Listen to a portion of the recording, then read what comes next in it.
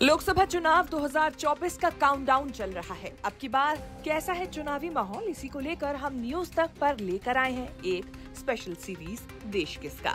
Series के 8वें episode में हम आपको दिखा रहे हैं झारखंड का सर्वे और एक्सपर्ट ओपिनियन। राज्य की सियासत पर अच्छी पकड़ रखने वाले एक्सपर्ट और वरिष्ठ पत्रकार बता रहे हैं कि इस बार झारखंड की सियासत में किसके पक्ष में माहौल बन रहा है। ये तय बात है कि ये जो पूरा घटनाक्रम चल रहा है इसका असर भी लोकसभा चुनाव पे पड़ना तय है।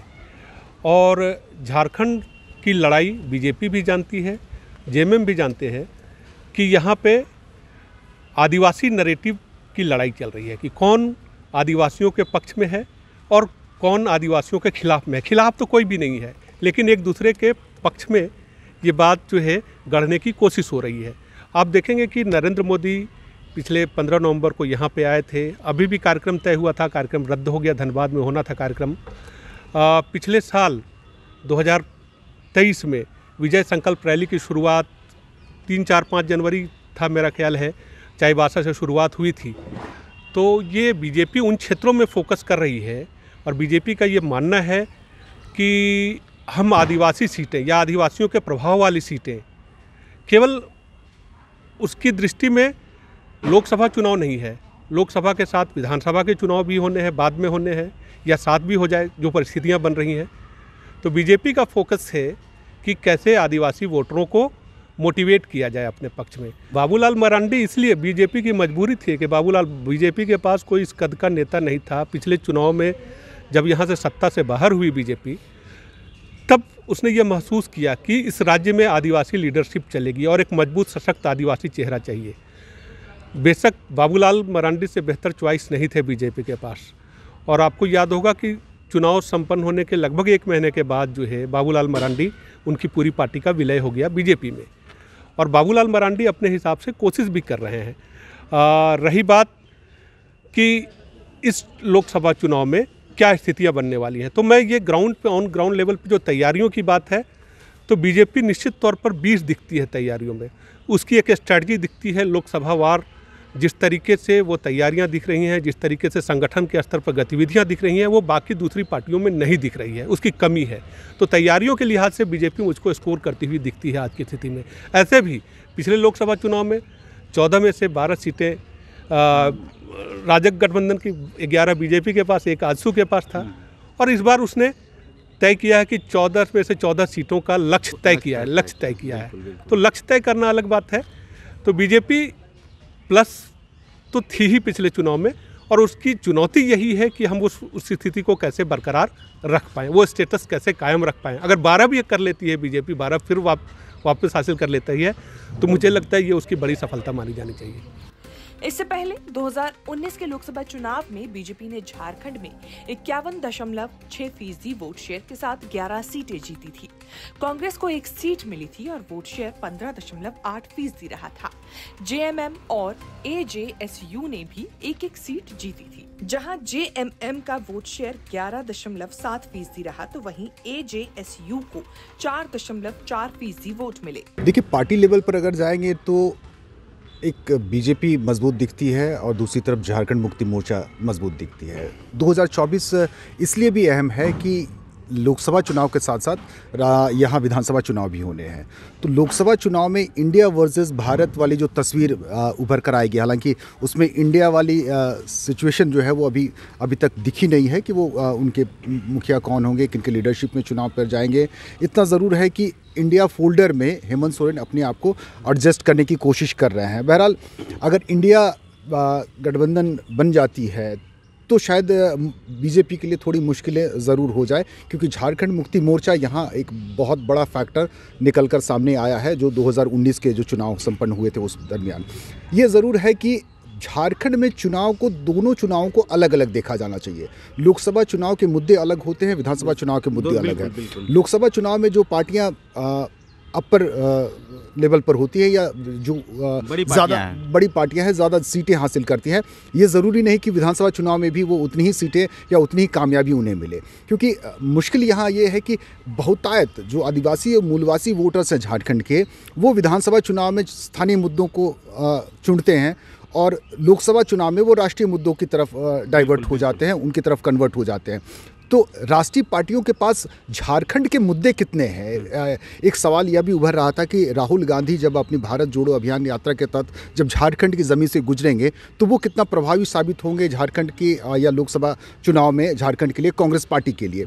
तो यह ज़रूर है कि अगर राहुल गांधी यहाँ के स्थानीय मुद्दों को, झारखंडी मुद्दों को अगर अपने साथ अपनी पार्टी के एजेंडे के रूप में पेश कर पाते हैं तो शायद यहाँ कांग्रेस के लिए थोड़ी स्थिति मजबूत हो सकती है। अगर वो वही राष्ट्रीय मुद्दे जो वो तमिलनाडु में बोलते हैं या दिल्ली में बोलते हैं, वही मुद्दों को अगर वो यहाँ रखेंगे तो मुझे नहीं लगता कि यहाँ के स्थानीय वोटर्स उनके साथ जुड़ पाएंगे, कनेक्ट हो पाएंगे। राहुल गांधी का भी दौरा रांची में है, तो क्या लगता है इससे कुछ फर्क पड़ेगा? फर्क कुछ पड़ सकता है? ये फ़र्क तब पड़ेगा कि जब उनके एजेंडे में कोई बदलाव आए, क्योंकि अब तक जो उनके एजेंडे सामने आए हैं, जिन मुद्दों पर वो बात करते आए हैं, तो झारखंड के मुद्दे पर अगर वो बात करते हैं, यानी झारखंड की जल जंगल ज़मीन की बात करते हैं, स्थानीयता की बात करते हैं, सरना कोड की बात करते हैं, इन सब मुद्दों को अगर वो अपने भाषणों में, अपने बयानों में शामिल करते हैं तो बेशक कुछ प्रतिशत ही सही, लेकिन इसका फ़र्क ज़रूर पड़ेगा। 2014 के लोकसभा चुनाव की बात करें तो तब बीजेपी ने झारखंड में बम्पर 12 सीटें जीती थी।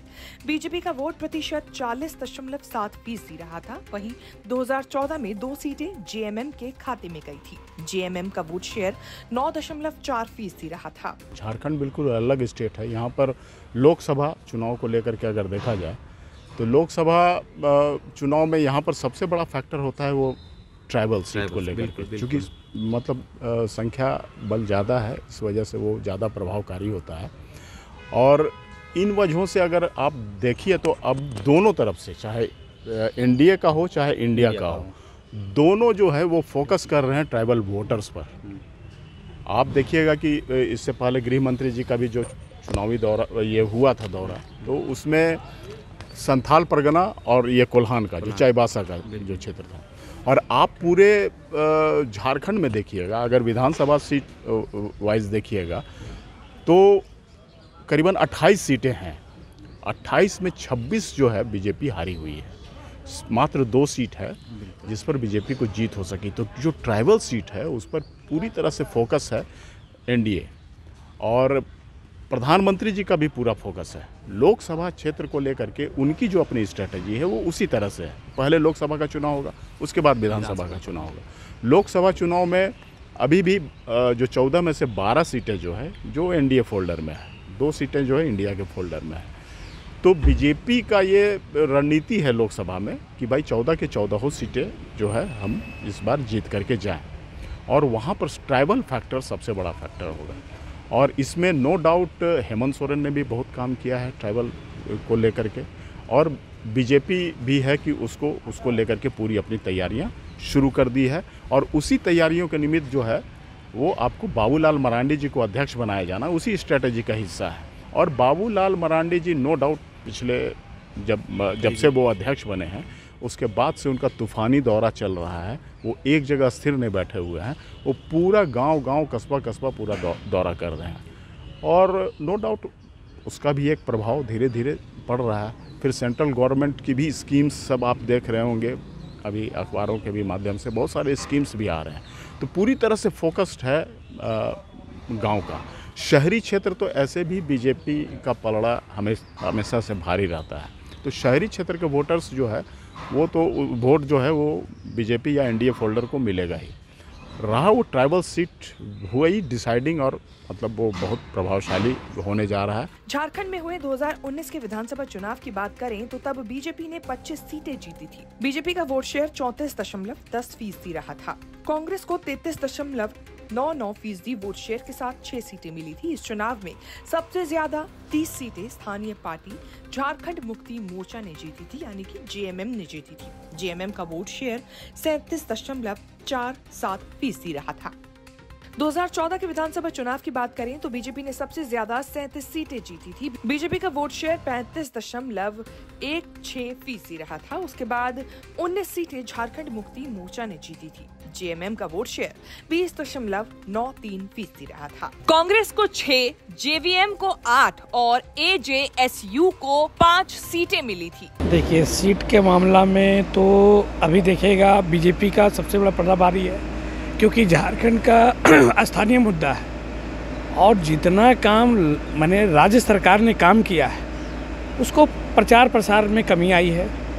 जब उनको फीडबैक मिला तो वो हर जिला में, हर जगह कस्बा में दौड़ रहे हैं। सरकार आपके द्वार लगा रहे हैं? हाँ, सरकार अपने द्वार लगा रहे हैं, मुख्यमंत्री। तो प्रभाव तो पड़ेगा ही, ऐसा नहीं है।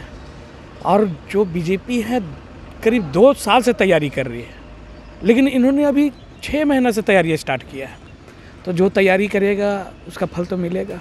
झारखंड में इन दिनों सियासी उथल पुथल का दौर चल रहा है। सीएम हेमंत सोरेन को ईडी ने गिरफ्तार कर लिया, जिसके बाद नई सरकार के गठन की कवायद जोरों पर है। कहीं न कहीं ये पूरा घटनाक्रम आने वाले लोकसभा चुनाव को बड़े पैमाने पर प्रभावित कर सकता है। एक्सपर्ट्स के मुताबिक लोकसभा चुनाव में झारखंड में बीजेपी की स्थिति मजबूत है और वो पहले से बेहतर करने के लिए जुटी हुई है। ऐसे में अब की बार देखना होगा कि जनता झारखंड में किसकी झोली में ज्यादा सीटें डालती है। न्यूज़ तक ब्यूरो।